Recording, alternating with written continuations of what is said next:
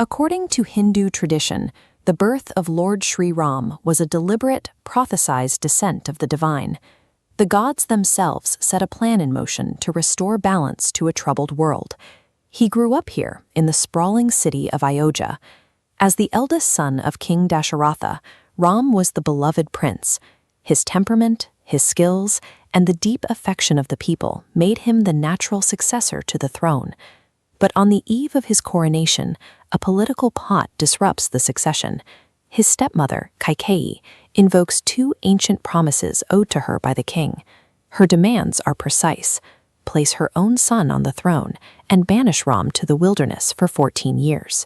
In most ancient historical contexts, this is the exact moment a brutal civil war begins.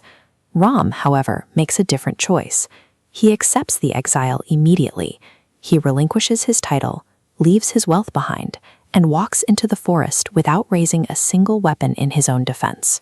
A prince willingly abandoning a kingdom seems like a political failure, yet the Ramayana presents this decision as the standard for righteous leadership.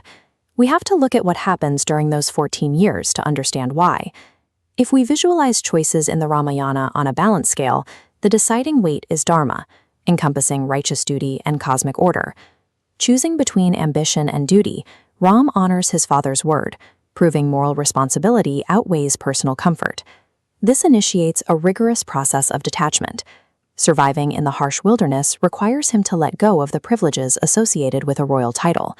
He trades a palace for the forest floor, confronting the impermanence of material possessions. These years are spent in active pursuit of knowledge. Ram seeks out esteemed sages and scholars throughout the forest, studying under them to deepen his spiritual wisdom. The wilderness acts as a crucible. Losing his kingdom forces him to develop the self-discipline, patience, and selflessness required of someone destined to take on a massive cosmic burden. That preparation is tested when his wife Sita is abducted by the demon king Ravana. This event kicks off the central conflict of the epic. The banishment places Ram deep within the untamed forest, territory where Ravana's forces already held sway. By removing him from the protection of Ayodhya, the exile effectively positions him on the front lines of the brewing conflict. Stripped of his royal army, Ram has to build entirely new alliances to mount a rescue. He relies on mutual respect and shared devotion to righteousness, enlisting the help of allies like Hanuman and the great bird Jatayu. To reach Lanka, they face the massive hurdle of crossing the ocean. Together, they construct the Ram Setu, a physical bridge connecting mainland to island.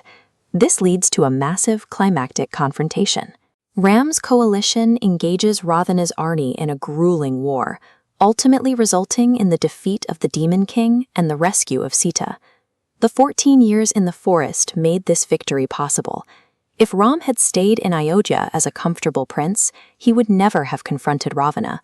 The exile was the necessary mechanism to trigger a victory over evil.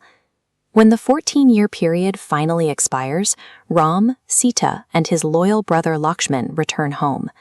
The citizens of Ayodhya welcome them back, lighting thousands of glowing lamps in a joyous celebration. The city receives a different person than the one who left. The untested prince is gone. In his place stands a spiritually awakened, battle-tested leader who now truly understands the realities of suffering and sacrifice.